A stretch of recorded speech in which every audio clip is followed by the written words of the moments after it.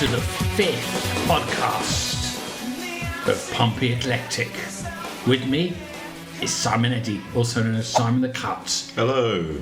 And I am Phil, also known as Shaolin. Welcome. And this podcast is all about eclectic things, based in Portsmouth. What is this podcast episode called? Well, this one particular one, Pompey Origins Part 3. is Pompey Origins Part 3. This is our main topic. We're going to talk about the third part of this epic journey I've been researching through the history of Portsmouth. Today including dinosaurs and we've done the dinosaurs. History of England. We've done the Henrys in the last one, the time before last, and this time we're doing the 19th century, maybe a little bit before that, up to modern day, which will complete the trilogy before I go back to Vietnam. Yes. Back to my world and my life. But we'll still be doing podcasts, won't we? We will. Through the wonders of technology. Yeah, we're going to do it remotely, I think, in the future, yeah. It may be at a strange time of night, but... all we'll day. definitely do it. But, yes. And I think now it's time for a golden nugget. If you haven't been following us, I found these tapes of... I used to record on a little dictaphone about us just hanging out and talking on Portsdown here when we were 30 years younger. Time has flown. When we were 17, weren't we? Oh. But this one is all about us talking about our claim to fame. Now, we both have a claim to fame, and why don't we see what that is? We had an idea of ours on Why Don't You? Why don't you? What's that? Remember Why Don't You? Who was in that? Why Don't You? There was different kids in it. Yeah, I remember it. Yeah, definitely. Yeah, I've got it. The Why Don't You? He was on it, was he? We weren't on it, but we had one of our... You sent an idea to him? Yeah, we had a letter read out and they did our idea on the show. What was it? Wow. It was called The Dreaded Notebook.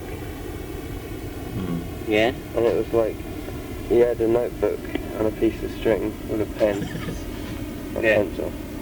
And the piece of string was in a loop, and you had it between two bedrooms or wherever. Oh, yeah. Then you could write a message on it and then pull the string. Like, feed it round to the other person. Oh, yeah. And they could write their message and then you feed it back. It's really touching. And they did it on Why Don't You?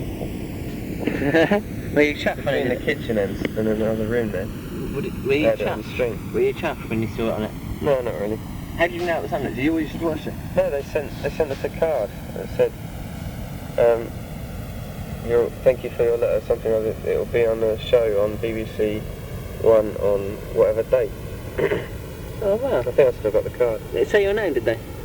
Yeah. Wow. They get a lot of letters. I bet that's the first letter they ever got.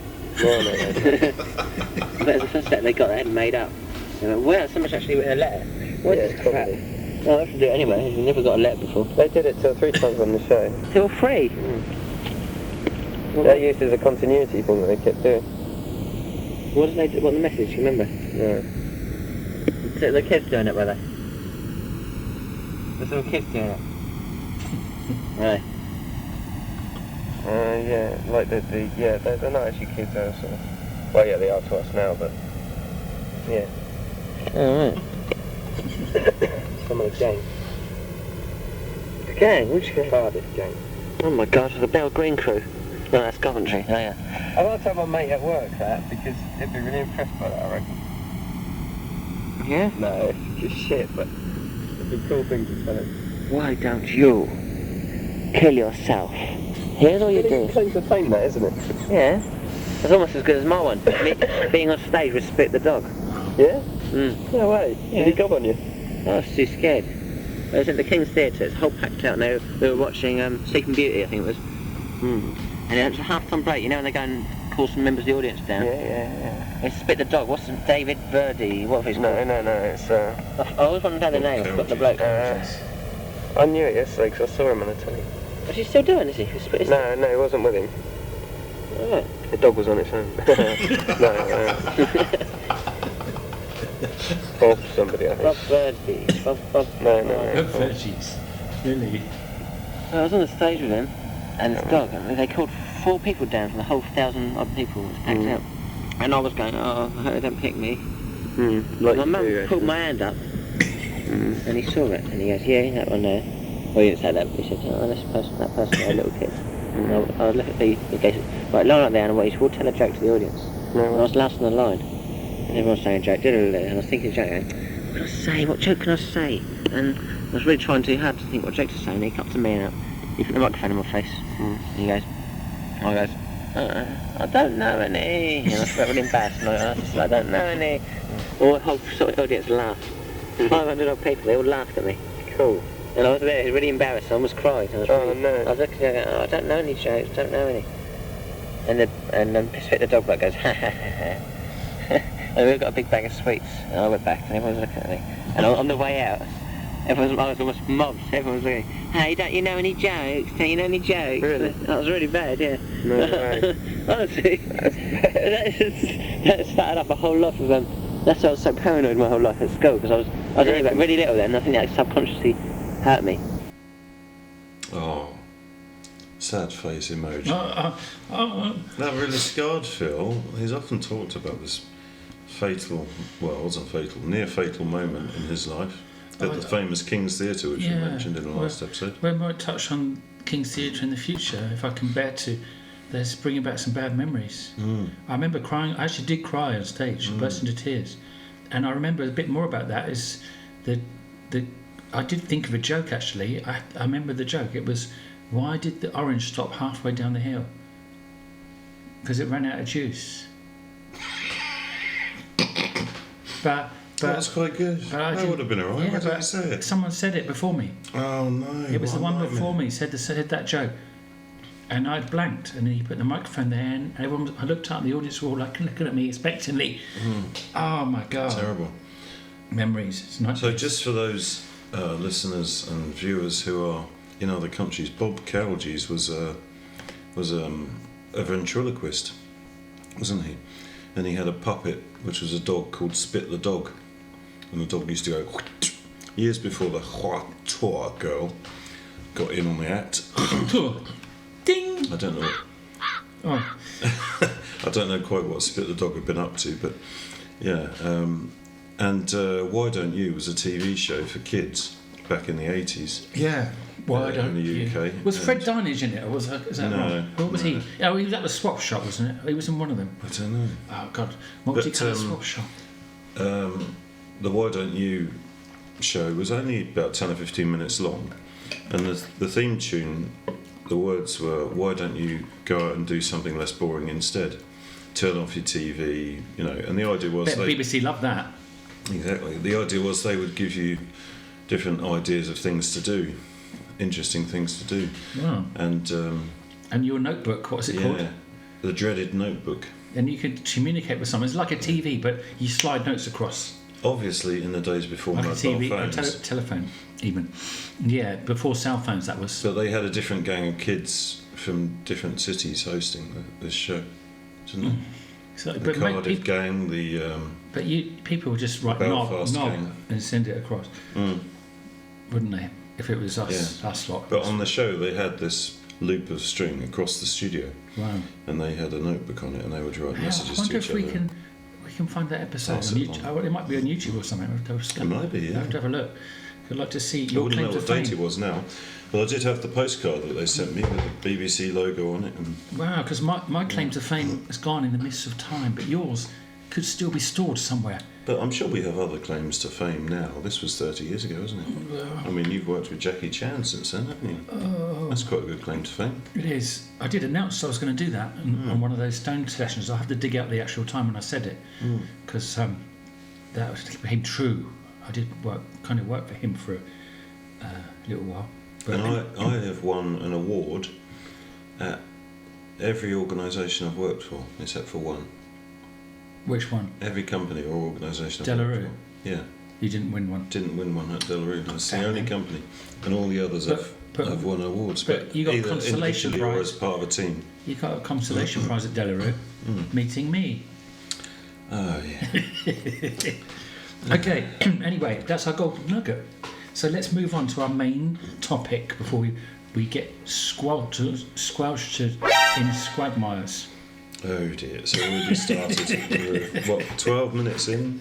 And Phil's having a vocal malfunction.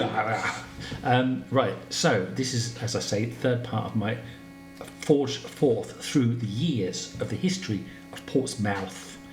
I have literally spent time on weaving this tapestry of tremendous tales and now present to you, for your listening and educational pleasure, the origins of Portsmouth, Part 3, the rise of the South Innigeese.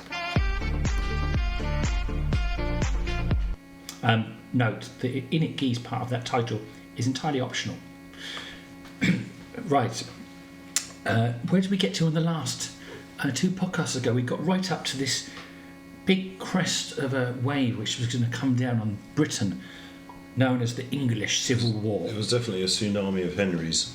Yeah, the Henrys, holistic Henrys, have all gone. But in its place was an uncertainty. But there was one thing. The English Civil War was partly about this because, well, all about this, because basically it was part of this another war called the Wars of the Three Kingdoms. Sounds a bit like a Chinese battle, doesn't it? It lasted from 1642 to 1651 and involved the political struggle between the royalists and the parliamentarians, who wanted to be involved in the decision making and not just leave it to the royals, particularly after those Henry geezers. They've had enough of it. This Henry VIII, he was like throwing his power about and his big belly.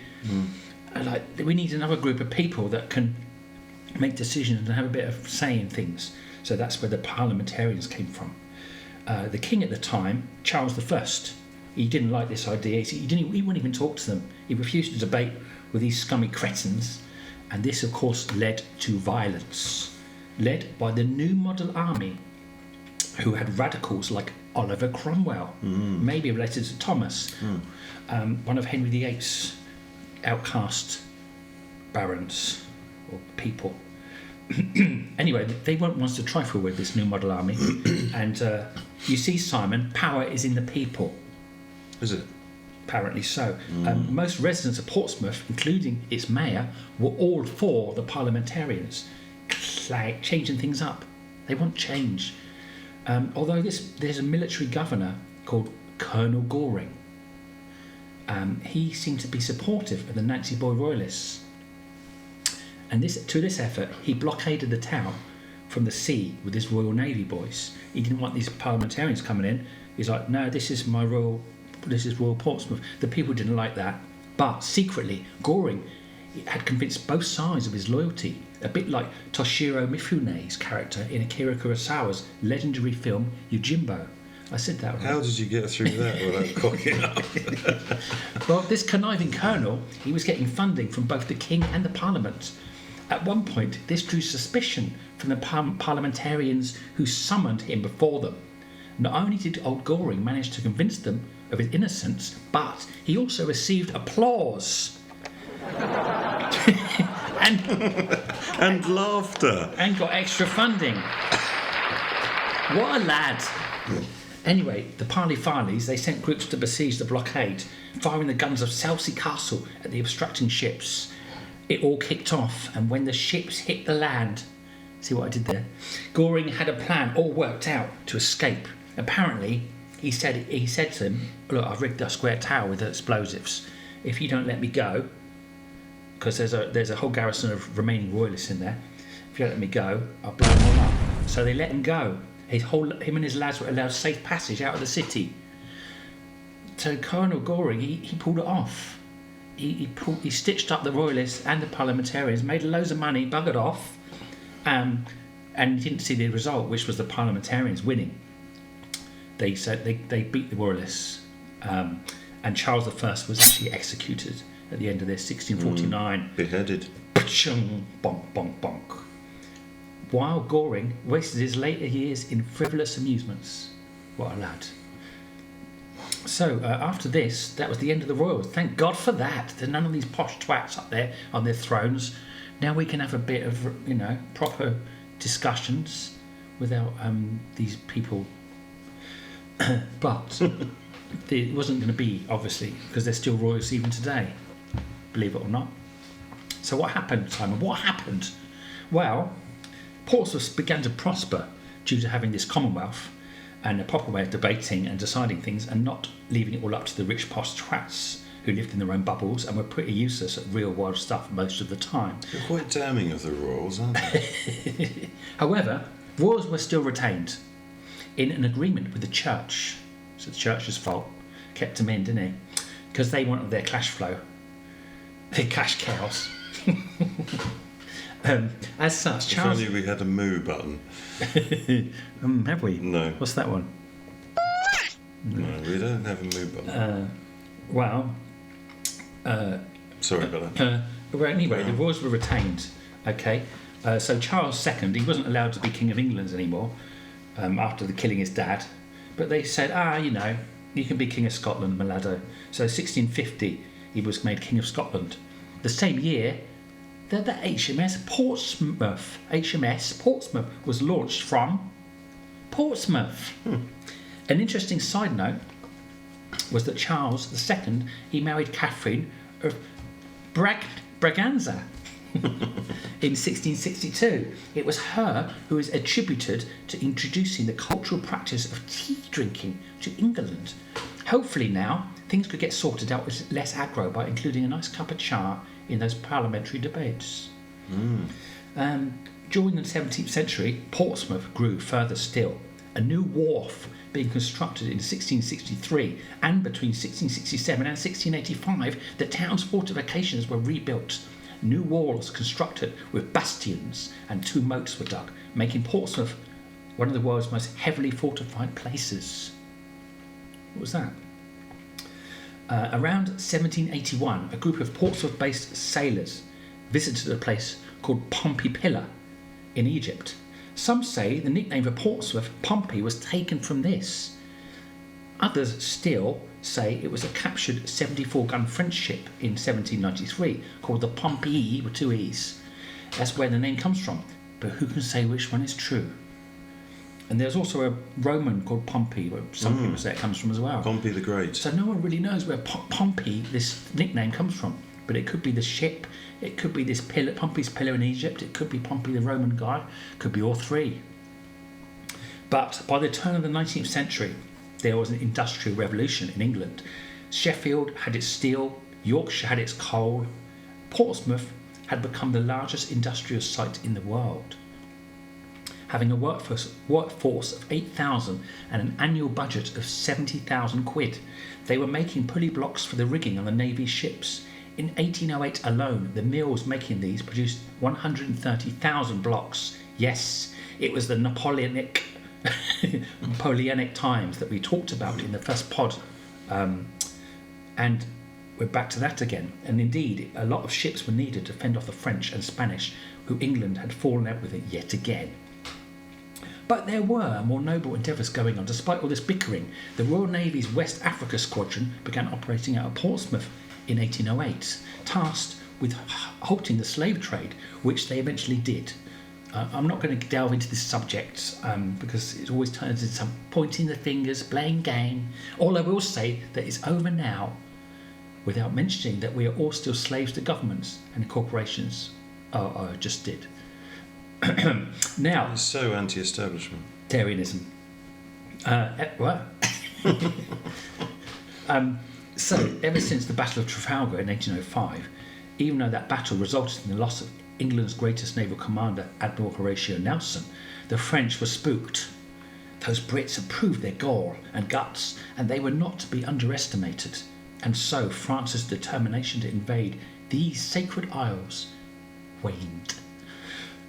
But in 1814, the Treaty of Paris was signed, with the Emperor of Russia and the King of Prussia coming over to Great Britain to celebrate its victory over Napoleon Bonaparte, a guy short on stature and who they tried to blow apart many times. He had a big chip on his shoulder as England proudly showed off its tremendous naval armaments, which had swept from the ocean the fleets of France and Spain and secured to Britain the domain of the sea. The French were troubled by these countries teaming up against them, and rightly began to be worried about invasion. Now, Napoleon had been involved with these battles before a bit, but he let them down, so the French had exiled him, but they decided to get him back again. That fearsome man, Napoleon Bonaparte, by the end, he said, no, I swear a life of peace, no more fighting. They said, here's some money. He went, all right then. So he was called again to battle against England's mighty new guy, Wellington, in the Battle of Waterloo. Upon Napoleon's return to power in March of 1815, which began the 100 Days' War, he got stuck into invading the nearby countries who had teamed up and formed the 7th Coalition before they could invade him. So there was this big worry that he's going to come and take over France, which was probably, founded. So he decided to invade first.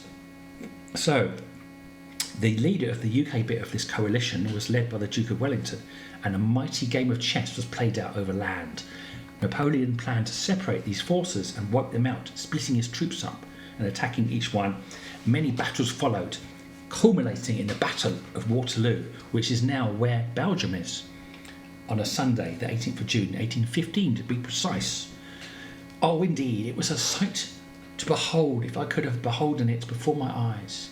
According to Wellington himself, it was the nearest run thing you ever saw in your life. Waterloo cost Wellington around 17,000 dead or wounded. Napoleon's losses, though, were 24 to 26,000 dead or wounded. General Antoine Henry, Baron Jomini, one of the leading military writers on the Napoleonic art of war, had a number of theories to explain Napoleon's defeat at Waterloo.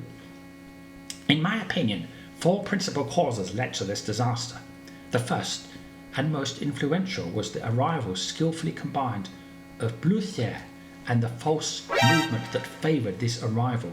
The second was the admirable firmness of the British infantry, joined to the sang-froid and aplomb with its chiefs. The third was the horrible weather that had softened the ground and rendered the offensive movements so toilsome, and retarded till 1 o'clock the attack that should have been made in the morning. The fourth was the inconceivable formation of the first corps, in masses very much too deep for the first grand attack. Did that make sense? I don't understand. I don't think you got a single word pronounced correctly there. But corpse. Upon his loss, Napoleon abdicated 4 days later, and the coalition forces entered Paris on the 7th of July, ending the First French Empire, signing the Treaty of Paris, which resulted in peace between France and its neighbours, which had lasted to this day. Although not without a good bit of good-natured animosity between the Brits, who call the French frogs, and the French, who call us Brits roast beef. They do. That's because we go over there and with our pale skin, and the sun's a bit nicer, and it makes us turn lobster colour, or roast beef colour. It's nothing to do with the fact that they eat frog's legs and we eat roast beef. No. Okay. Well, the Frenchman told me that. It comes from when we look sunburnt when we were on holiday. Like roast beef before when it's medium rare, maybe. I think he was pulling your frog's leg. Anyway, during the 20th century, a bigger battle was brewing, which would rope in a lot of the world. But for now, all was at peace. In April 1811, the Portsea Island Company constructed the first piped water supply to upper and middle class homes. It supplied water to about 4,500 of Portsmouth's 14,000 houses, generating an income of £65,000. £5,000 a year. HMS Victory's active career ended in 1812 when she was moored in Portsmouth Harbour and used as a depot ship. The town of Gosport contributed £75 a year to the ship's maintenance. That's not much, is it? In 1818, John Pounds, you heard of him? I have, yeah. He owns a lot of Portsmouth. I actually hold a meeting every 6 weeks or so, and I use the John Pounds Centre as a venue. He's been around a bit. He's still got loads of land. There's a John Pounds church in Old Portsmouth. Yeah. He had a few quid, didn't he, John Pounds? He looked after the poor kids, Oh, did he? Fed the kids, yeah. Oh, so he wasn't just and like founded Henry. a school for the kids. John Pounds. If you're anyone who's related to John Pounds, Great good on man. you. Keep his good name intact, won't you? Don't be a Henry. In 1818, John Pounds began teaching working class children, as you said, in the country's first ragged school. The Portsea Improvement Commissioners installed gas street lighting throughout Portsmouth in 1820, followed by Old Portsmouth 3 years later. During the 19th century, Portsmouth expanded across Portsea Island. Buckland was merged into the town by the 1860s, and Fratton and Stamshaw were incorporated by the next decade. Between 1865 and 1870, the council built sewers after more than 800 people died in a cholera epidemic. According to a bylaw, any house within 100 feet of a sewer had to be connected to it. By 1871, the population had risen to 100,000 people, and the national census listed Portsmouth's population as 113,569. A working class suburb was constructed in the 1870s, when about 1,820 houses were built, and it became Somers Town. Despite public health improvements, 514 people died in the 1872 smallpox epidemic. On the 21st of December of that year, the Challenger expedition embarked on a 68,890 nautical mile circumnavigation of the globe for scientific research. So in all this time, things were booming. The British Empire was at its height of power, covering a quarter of Earth's total land area and 458 million people at the turn of the 20th century. Portsmouth was considered the world's greatest naval port. In 1900, Portsmouth Dockyard employed 8,000 people, a figure which increased to 23,000 during the First World War, which we're going to get to. The whole of Portsea Island came united under the control of Portsmouth Borough Council in 1904. Bet you didn't know that. I didn't know. But I'm interested to know, and we may not get onto it yet, when does the Portsmouth Corporation get involved? There is a Portsmouth Corporation, isn't there, that runs a lot of the city. And well, you know there used to be a Portsmouth TV station. to there? Portsmouth TV, yeah. Ah, I do remember that, yeah. And Patrick Moore was interviewed on it. Yeah. Who's another? Selsey, that's where he lived, Yeah, just down the coast. that's right. So we might touch on that in another part about Famous astronomer. TV and film of Portsmouth. And he actually did a lot of work on the moon landings as well, that's right. helping NASA to Yeah. develop or decide on the correct site for the moon landing.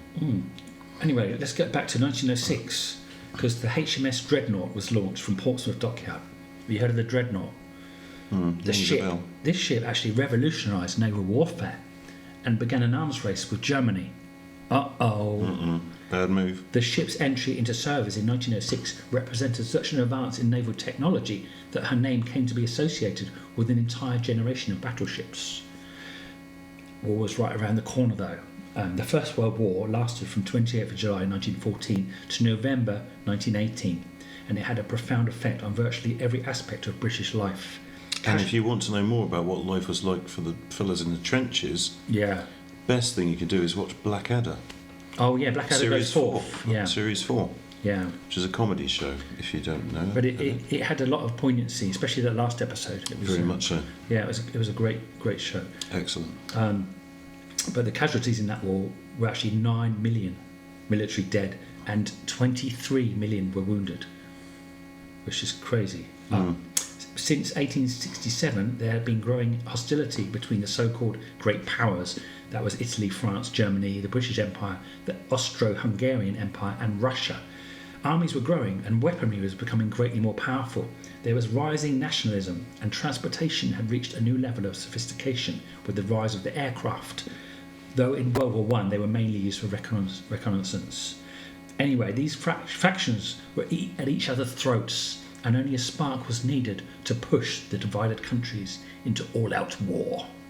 And that spark came, unfortunately, in July 1914 with the assassination of Frederick, the heir to the Austro-Hungarian Empire, along with his wife, by a Siberian.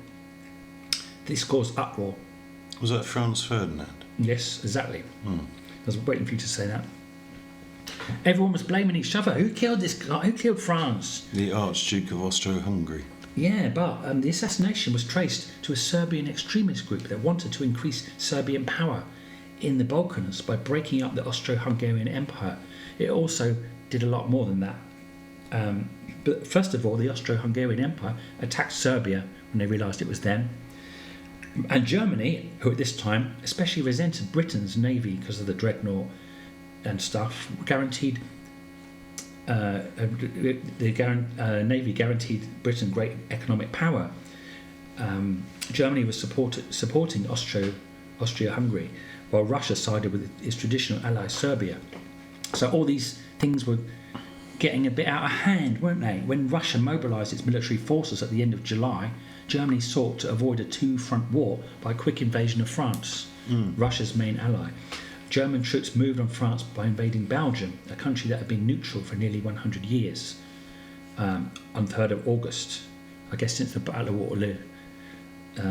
Britain, fulfilling its obligations to support Belgian neutrality, declared war the next day, and that was it. That must have been around the time, or in that battle, that the first British tank regiments were deployed. That's right. Yeah, the first tanks from... My grandfather was in one of the first tank regiments. Oh, wow. That's amazing. So... platoons, I think, is the right word. Well, great-grandfather. Battalions. Would have been great-grandfather, wouldn't it? No, my grandfather. Really? Yeah. Wow. Because my grandfather was in the Second World War. Anyway, he must have had an age difference though. There must have been. Well, my father was quite old when he had us. Oh, okay, that makes sense. Sister and brother. Oh, okay. I think mine were like. Well, anyway, this all kicked off. It led to the famous trench warfare battles, mustard gas, and all that nasty stuff. What happened in Portsmouth during this time? That's what we got to focus on. But the city and people of Portsmouth, obviously greatly affected by the First World War. Many citizens joined the armed forces and served in the UK or abroad. Others served in jobs that supported the war effort in some other way. Over 6,000 Portsmouth men died in the conflict. Nearly 1 in 10 of the men of military age living in the city. World War I ended at 11 a.m. on the 11th of November 1918. This became known as Armistice Day, the day Germany signed an armistice or agreement for peace, which caused the fighting to stop. People in Britain, France and the countries that supported them celebrated. And we had a short-lived time of peace again. Portsmouth boundaries were extended into the mainland of Great Britain between 1920 and 1932 and incorporated Portsgrove, Wimmering, Cosham, Drayton and Farlington into Portsmouth. Portsmouth was granted city status in 1926 after a long campaign by the Borough Council. The application was made on the grounds that it was the first naval port of the kingdom. In 1929, the City Council added the motto, "Heaven's Light Our Guide," to the medieval coat of arms, symbol of Portsmouth. So did that have the star and crescent in it? Yeah, I think it did then. It did, okay. Yeah. Except for the celestial objects in the arms, so it didn't. The motto was that of the Star of India and referred to the troop ships bound for British India, which left from the port. The crest and supporters are based on those of the Royal Arms, but altered to show the city's maritime connections. The lion and the unicorn have fishtails, and a naval crown and a representation of the Tudor defensive boom, which stretched across Portsmouth Harbour, are around the unicorn. Maybe I'll add the picture so you can see it on the YouTube version of this video later. Yeah, take a look at our YouTube channel of the same name, Pompey Eclectic. Yeah. But then, war started once more with the rise of Hitler and the Nazis, which triggered World War II, war being declared in 1939. Now, I don't know about you, but Hitler, he was a painter. You can check out his artwork. He did watercolours, you know. He was a good painter. And then I think someone made fun of his paintings or something, so he decided to be a dictator or something instead. I did actually watch a documentary about Hitler the other day on Netflix. Yeah. It was very, very interesting. He didn't like the Jews, did he? He didn't much like them, I think but maybe they were the people that made fun of his paintings. I think he did have some difficulties in childhood from that area, but there were also 2 or 3 very close personal deaths in his family. One from suicide as well, which really screwed him up a bit. I think. He was again a figurehead, but there were people behind him, obviously. But the Third Reich and Hitler, sorry. But yeah, he was a bit of a nutter, to be honest. But during this time, when war was declared in 1939, my little hometown of Waterlooville, where I grew up, obviously much later, it was basking in the summer sunshine. Peace was everywhere. It was a little village at this time. It still had a cinema, the Curzon, and Melton House with its huge domed conservatory that stood where the precinct had been developed. And now this peace was shattered when the 22nd Field Regiment came into the area after evacuating Dunkirk in France, fleeing from Germany's rampage through Europe. One battalion was in Waterlooville and one was in Denmead. Canteens were opened and the queue for beans on toast and cheese sandwiches sometimes extended downstairs and along the road. The first contingent ended up staying so long they became part of the village and got friendly with the local girls. Who liked soldiers, men in uniform, later settling down in the town. So a lot of my predecessors in Waterlooville came from all over and settled there when they saw the lovely Waterlooville lasses. During the Second World War, there were lots of American soldiers who joined towards the end of the war. Later, they all saw English roses. Dallied with the English girls. And dallied with the damsels. They used to bring them things that they couldn't get, like stockings. And what else did they bring? I don't know, chewing gum, wasn't it? Yeah, chewing gum and stockings. Wow. They developed those nasty habits. Yeah. Anyway, during this period of World War II, when Britain stood all alone, the only country unoccupied by Nazi forces in Western Europe, it's a scary time. The city, particularly the port, was bombed extensively by the Luftwaffe in the Portsmouth Blitz. Portsmouth experienced 67 air raids between July 1940 and May 1944, which destroyed 6,625 houses and severely damaged 6,549. There were a lot of bombed out houses, weren't there? And we mentioned this in the previous episode, that Paulsgrove, a lot of Paulsgrove was actually built to rehouse people who were bombed out of their homes in Portsea Island. Bombed out and bummed out. So those houses were prefabricated houses that were designed to only stand for 10 years. But they still stand today. Wow. 80 years later. That's pretty amazing. They don't build them like they used to. Even the hastily built ones survive better than some modern buildings with all their cracks. And what the Luftwaffe were trying to do was to bomb the ships in the dockyard that were being refitted. Yeah. Before they could make their way back out to the channel. Yeah. But this was these air raids. They caused 930 deaths and wounded almost 3,000 people, as well as all the buildings and things they were trying to destroy. Many in the dockyard and military establishments obviously were killed. On the night of the city's heaviest raid, which was the 10th of January 1941, the Luftwaffe dropped 140 tons of high explosive bombs, which killed 171 people and left 3,000 people homeless. Many of the city's houses were damaged, and areas of Lamport and Old Portsmouth destroyed. The future site of Gunwharf Quays was razed to the ground.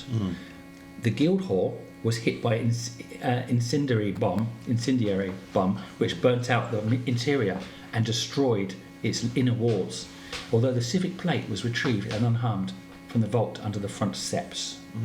During the night, at one of the biggest air raids of Portsmouth, people could see Portsdown Hill covered with firebombs. The gunfire was incessant, punctuated by the thud of distant bombs. A big pom-pom gun was installed at Crookhorn to try and fend off the enemy. The noise of it, people said, nearly lifted the roof off their homes. After the raid, Portsmouth Mayor Dennis Daly wrote for the Evening News, "We are bruised, but we are not daunted, and we are still as determined as ever to stand side by side with other cities who have felt the blast of the enemy, and we shall with them persevere with an unflagging spirit towards a conclusive and decisive victory." Portsmouth Harbour was a vital military embarkation point for the 6th of June 1944 D-Day landings. Southwark House, just north of the city, was the headquarters of the Supreme Allied Commander Dwight Eisenhower. A V-1 flying bomb hit New Common Road on 15th of July. What's that? Blah, blah, blah. Anyway. Just to let you know, Eisenhower was not a V-1 flying bomb. Yeah. I'm just glad you were listening. I threw that in there to see. I had been asleep, but I woke up then when you said D-Day. Yeah, well, anyway, he used the Supreme Allied Commander. But soon, the Allied forces were going to fight back with all this time. They were all alone, but it was all hush-hush, but various parts of Portsmouth became centres of what was known as Operation Overlord. This is when many big knobs came to the area around this time. Monty was sighted. You know him? Field Marshal Montgomery? I do. Was he the one on the poster? No, that was Kitchener. Oh, that's right. But there is a statue of Montgomery down by the D-Day Museum. Oh, yeah. In Portsmouth. And I always remember my father told me that, because my father was a soldier in the British Army, and he was inspected by Montgomery once. Wow. Yeah, I think that was in Egypt. Bloody hell. So that was his sort of claim to fame. Yeah. Oh, to be inspected by Field Marshal Montgomery. But he's actually staying at Suffolk House as well. Even the King, George VI, he had been spotted there as well, somewhere in Portsmouth, later confirmed as because he had reviewed troops just before D-Day on the road near the Church of St John at Rowland's Castle. There's a plaque, a stone there that marks it. Yeah, I know it. George VI was here. But it wasn't known at this time. But there was a sense of something big coming. And we did talk about this in the last podcast, didn't we? Yeah. About D-Day being planned from Southwark. That's right. And they all wandered down to the local pub. There's 2 pubs in Southwark High Street, and they wandered down to one of those and had a beer and a chat about the whole thing. Do you know, I don't think it's good having a piss up when you're planning a retaliation. If you're a bit pissed, but it seemed to work anyway. Because one Sunday afternoon, just before D-Day, they all started. The peace was shattered by the arrival of tanks, lorries, huge bulldozers, troops. Oh, so many troops, British, French, Polish, Czechs, all involved in the struggle for freedom. After the war, once the Nazis were defeated and 40 to 55 million lives were lost, peace came back to the world at large. In Portsmouth, much of the city's housing stock was damaged during the war. The wreckage was cleared in an attempt to improve housing quality after the war, before permanent accommodations could be built. Portsmouth City Council built prefabs for those who had lost their homes. More than 700 prefab houses were constructed between 1945 and 1947, some over bomb sites. The first permanent houses were built away from the city centre in new developments such as Paulsgrove and Lee Park. Exactly. Construction of council estates in Paulsgrove were completed in 1953. The first Lee Park housing estates were completed in 1949. Construction in the area continued until 1974. Builders still find occasionally unexploded bombs, such as on the site of the destroyed Hippodrome Theatre in 1984. Despite efforts by the City Council to build new housing, a 1955 survey indicated that 7,000 homes in Portsmouth were unfit for human habitation.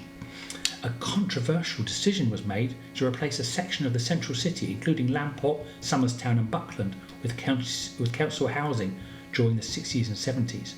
The success of the project and the quality of its housing are debatable. And interestingly, my father always told a story of how he was working on the Queen Elizabeth in the dockyard on the night when the Luftwaffe tried to bomb it. Wow. And the siren sounded and they all scattered on the deck. And he was an apprentice, a young lad, and somebody said to him, "Here, quick, get in here." And he ushered him into a gun turret where he took shelter during the bombing raid. Wow. And he was in there and he counted the bombs as they came down, and I can't remember exactly how many he counted, but I think there were 5 bombs and he counted them, and 3 went off and 2 of them didn't explode. Wow. And they all landed in or near the water. Wow. And so he always maintained that there were these 2 unexploded bombs in the harbour. Wow. And years later, in fact only a few years ago now, they discovered these 2 bombs. Wow. In the harbour. Wow. Yeah, next to, well, not in the harbour, but in the So water he next was to the right. dockyard. He wasn't making it up. Yeah, that's right. Damn. But interestingly, after the all clear sounded, after this raid, he came out of this gun turret, and some fella saw him come out of the gun turret and said, "You weren't hiding in there, were you?" And he said, "Yeah." And the guy said, Well, that's just got a wooden roof on it.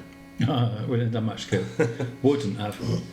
Well, my mum's dad also was in the Second World War. He was in one of the bombing planes flying over Germany. In Lancaster, probably. Yeah, and he got shot down by one of the famous Luftwaffe. The Red Baron. Red Baron, yeah, and he was the only survivor of the plane.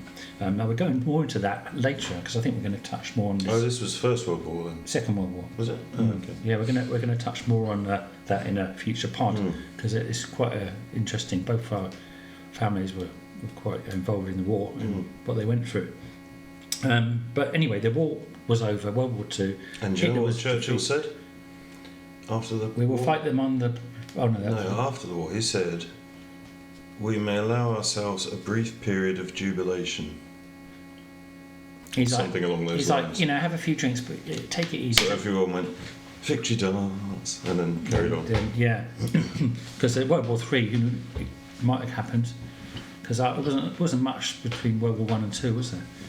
And touch wood, it hasn't happened so far. Anyway, Portsmouth was really affected from the war, but also by the decline of the British Empire in the second half of the 20th century. Shipbuilding jobs fell from 46% of the workforce in 1951 to 14% in 1966, drastically reducing manpower in the dockyard. The City Council attempted to create new work. An industrial estate was built in Fratton in 1948, where we are. Yeah, I wonder which industrial estate. And others were built at Portsgrove and Farlington during the 50s and 60s. You have to look into that. Well, I know the industrial estate in Portsgrove and Farlington, but the Fratton one, I don't know where that would have been. Well, traditional industries such as brewing and corset manufacturing disappeared during this time. Electrical engineering became a major employer. Despite the cutbacks in traditional sectors, Portsmouth remained attractive to industry.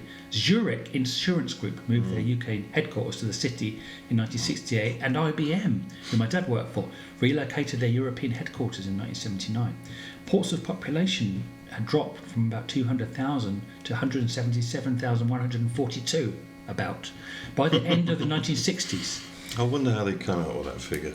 Defence Secretary John Knott decided that in the early 1980s that of the 4 home dockyards, Portsmouth and Chatham would be closed. The City Council won a concession, however, and the dockyard was downgraded instead to a naval base. Okay, so there were some more scuffles in the Falkland Islands in 1982, in the South Atlantic, and the South Sandwich Islands, sandwiches again.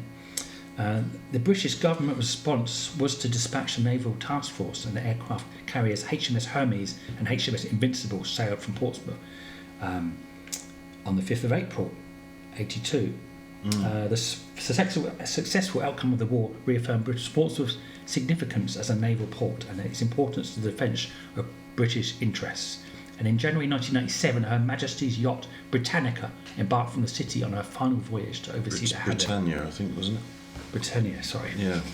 Of Hong Kong. Oh yeah, we lost Hong Kong then as well. So we were losing everything, giving it all back, which is quite being nice. forced by many to pay reparations as yes, so we got to say sorry everyone, sorry for whatever.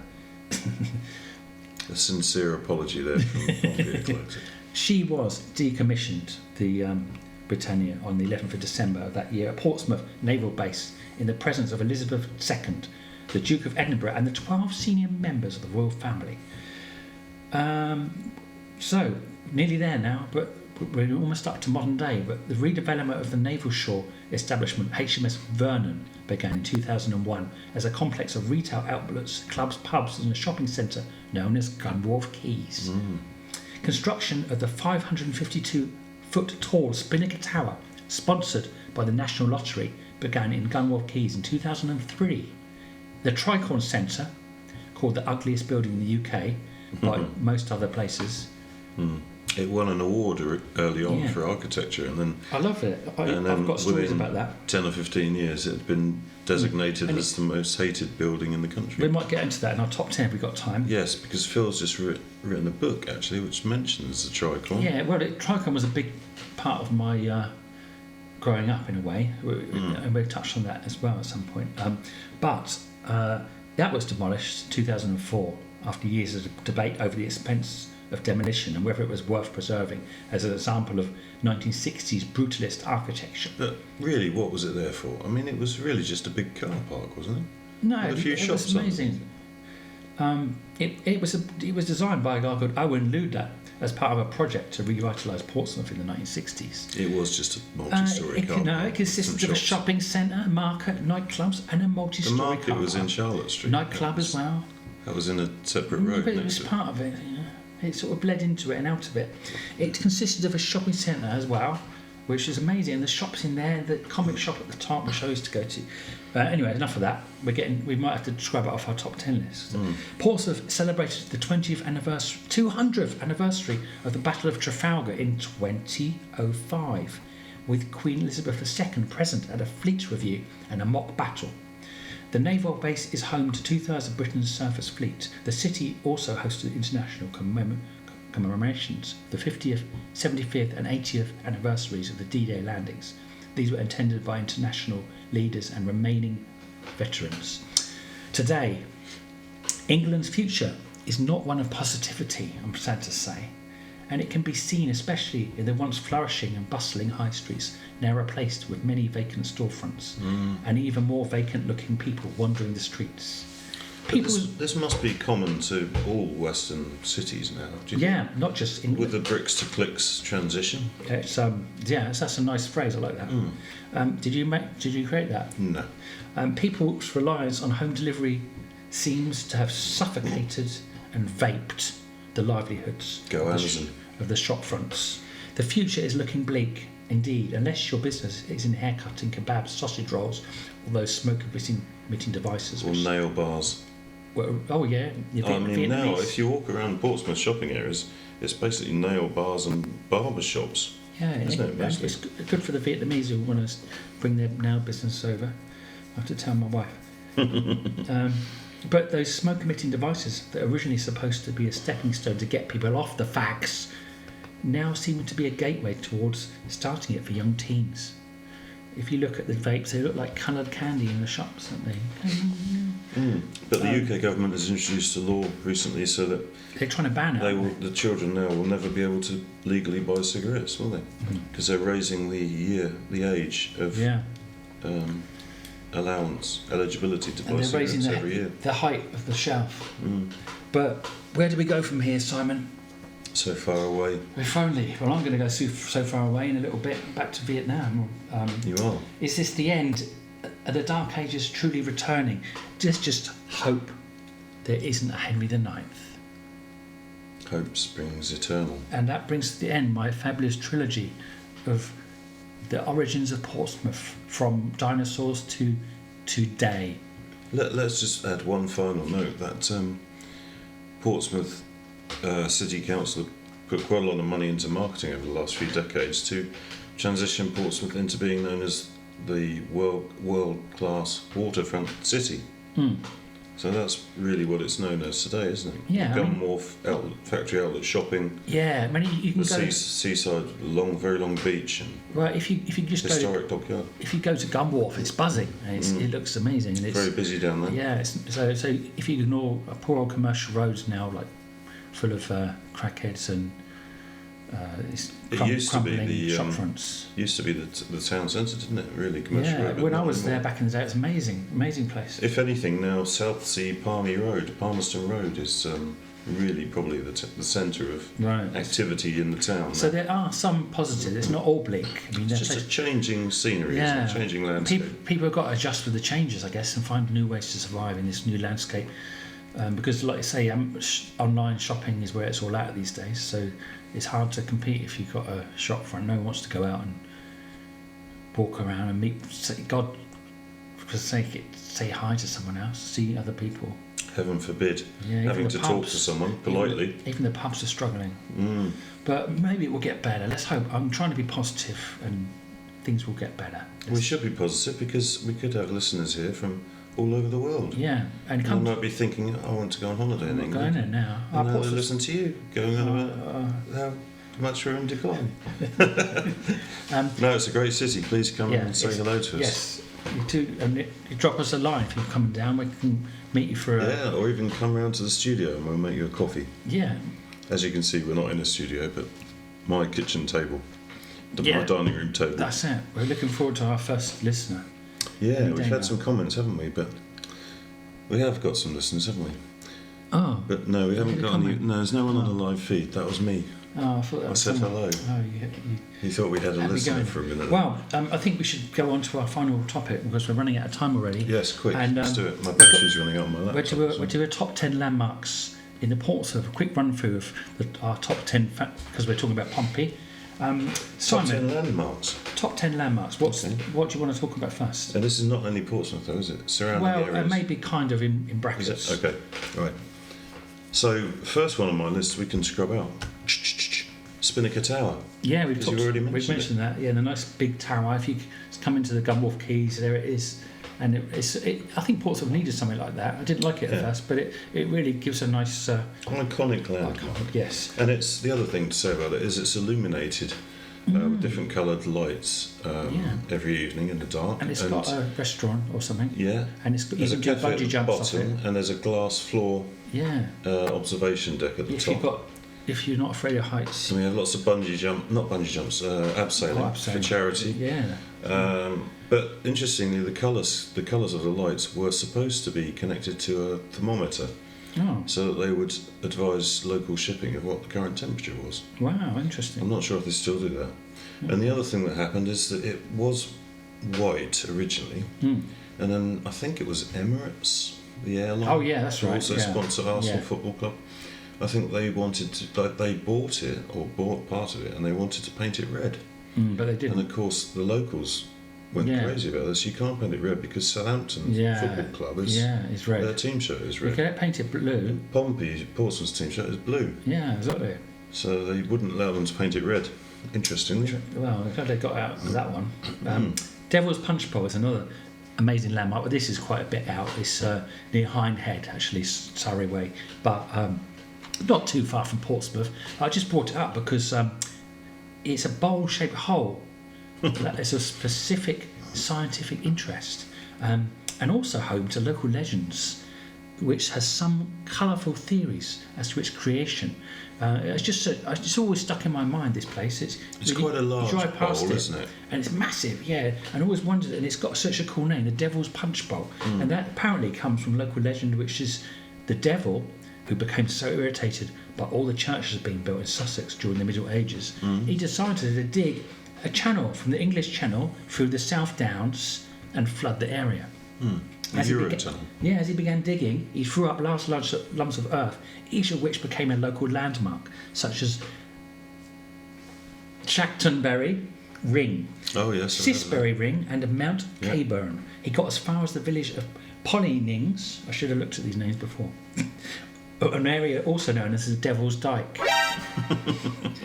when he was disturbed by a cock crow. One version of this story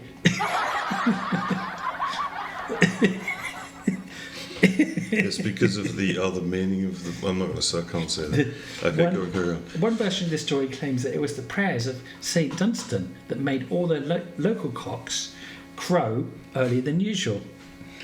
Maybe you could say it morning glory. The devil assumed that dawn was about to break and leapt into Surrey at the crack of dawn. Creating the Devil's Punch Bowl where he landed. Another story goes that in his spare time he hurled lumps of earth at the god Thor to annoy him. The hollow out of which he scooped the earth became Punch Bowl. The local village of Thursley means Thor's place. An alternative version of this story says that Thor threw the earth at the devil, who was annoying Thor by jumping across the devil's jumps. Because we missed out on that in the myths and legends, and I know it's not exactly Portsmouth, but it made an interesting read. Yes, but if you were to travel here as a tourist and base yourself in Portsmouth, you could get to the Devil's Punch Bowl within about half an hour. Yeah, so it's close enough. And another place you could get to within about half an hour is the New Forest. Maybe a little bit more. Oh, yeah. I've been there. Yeah. I went a lot in my youth. I went back there a couple of years ago with my wife and stayed there in a little hotel place they've got.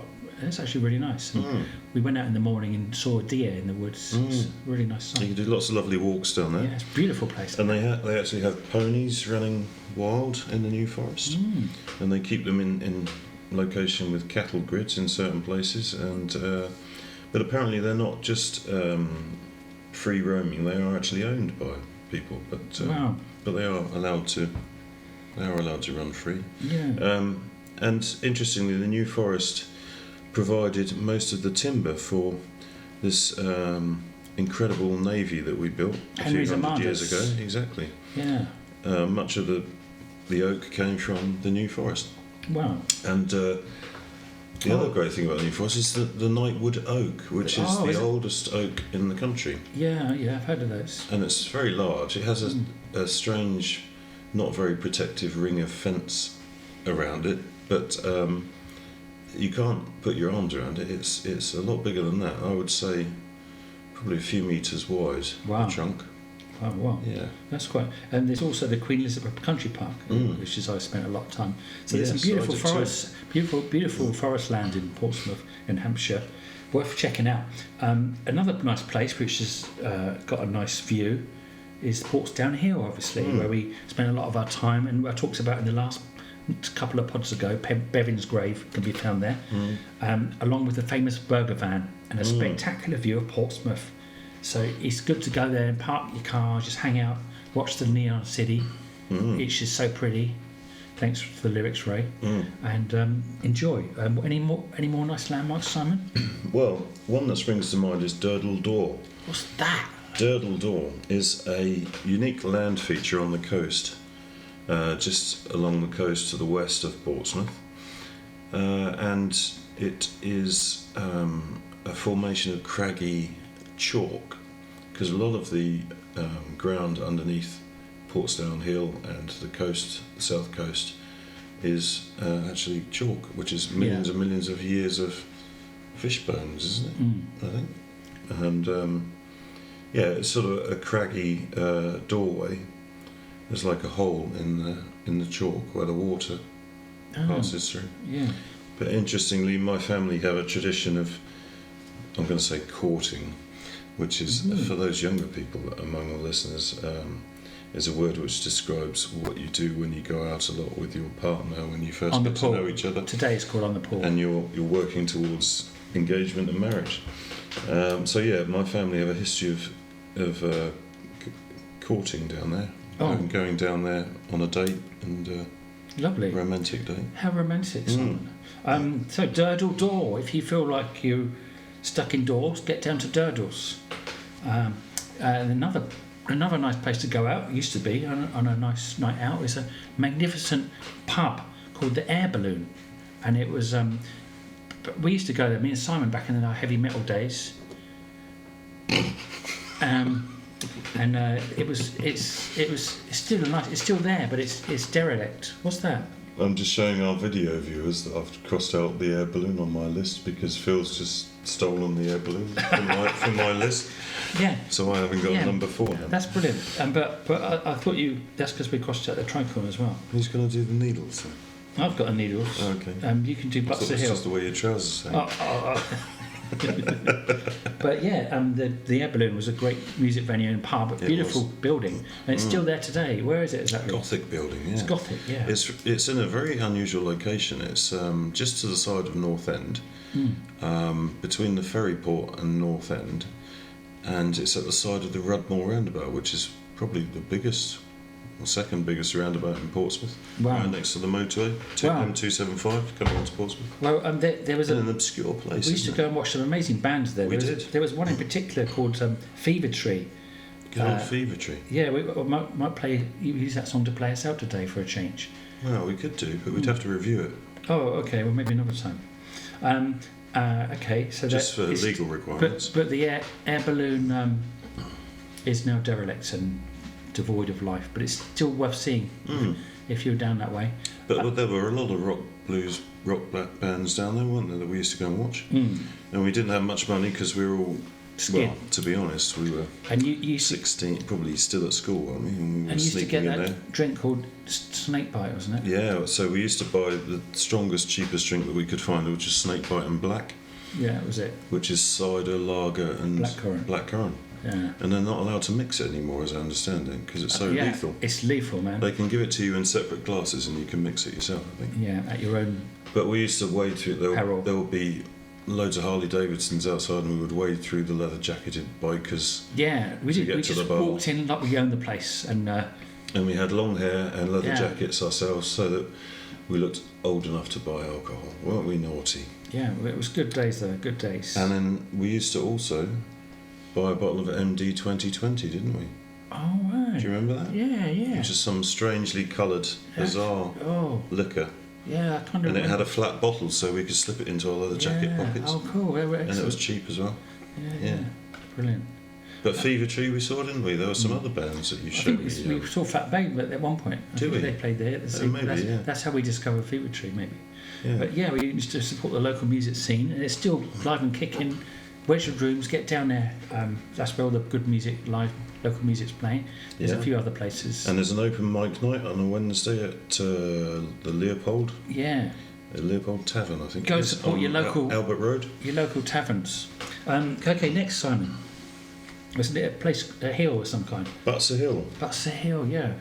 Yeah, so over Portsmouth, looking over Portsmouth, we've got, or overlooking Portsmouth, Portsdown Hill. But behind that, a little way up the A3 road, is somewhere called Butser Hill. And Phil mentioned Queen Elizabeth Country Park, which is under the shadow of Butser Hill. Yeah, because we used to go there and then go up the hill. And there are some very nice walks around that area. Yes, I recommend them. Yeah, what else they do? Oh, Butser Hill, they do, in the summer, they do grass skiing. That's all right, So if you've got a bucket list, or if you are into experiences, grass skiing may be something you've not heard of. It's quite unusual, isn't it? Wear green trousers. Yeah. So it's downhill skiing, and the grass skis are basically a row of wheels, a single row of wheels, with something like a caterpillar track around them. But you have to be careful, because when you mention grass skiing on Butser Hill, it sounds a bit bummy. Did I emphasise butt and grass? Yeah, arse. Oh. Anyway, another nice... Edit that bit. Another nice place is the Needles. And this is 3 stacks of chalk that rise 30 metres or so out of the sea off the western extremity of the Isle of Wight, and visible, I think, from on a clear day from Portsmouth. Isle of Wight is another whole bag of fish, because it's a nice place. You can get a ferry over there. Have a nice holiday. Or the hovercraft. If you've another experience, if you've never been on a hovercraft. Oh yeah. What a great experience! Yeah, but isn't it? don't stand near it when it comes onto the land. You almost got blown over once. But be warned, it costs £32 now for a day return. But you can do a lot on the Isle of Wight. Yeah, and there's a lot to see and do. Yeah, you can go all around. There's a little train. It's beautiful, and also the legendary Isle of Wight festival, which still goes on, is held there. And back in the day, that was my mum was at that. 1970. 1970, yeah. That was the famous one. Jimi Hendrix that's right. played. The Doors, The Who, Joni Mitchell, Joan Baez. You name it. 10 years after. So many good bands. And Jimi Hendrix actually died within a month after that performance, I think. Yeah. Wow. It wasn't his final performance, but it was, I think, the penultimate one. And my dad stole the hubcap of his car, apparently. Did he? Yeah. Do you remember that? Jimi Hendrix once pissed on that. Young ones. From the young ones, yeah. Old Neil. So Isle of Wight, another nice place if you're going to landmark, if you're going to Portsmouth. And if you're a veteran, it's free hovercraft travel, I think. Is it? Oh, there you go. Veterans, you heard it here. Armed Forces veteran, yeah. Okay, so any more? Was that it? That's all I've got. Because I stole your one. Mine. Well, let's end on the most important one, obviously, is our mate Horatio Nelson, and he had a column.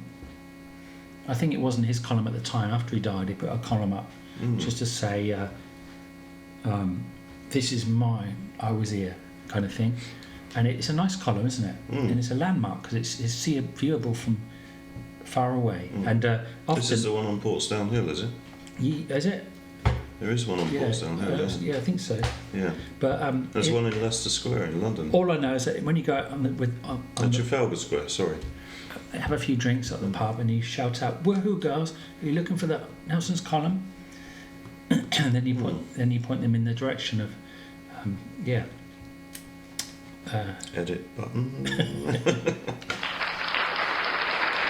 So, we've taken you through history, we've taken you through all of it, sights to see, we've taken you through South Sea, we've taken you through the sea and the shore and the land again and back again. And lots of bombing and wars.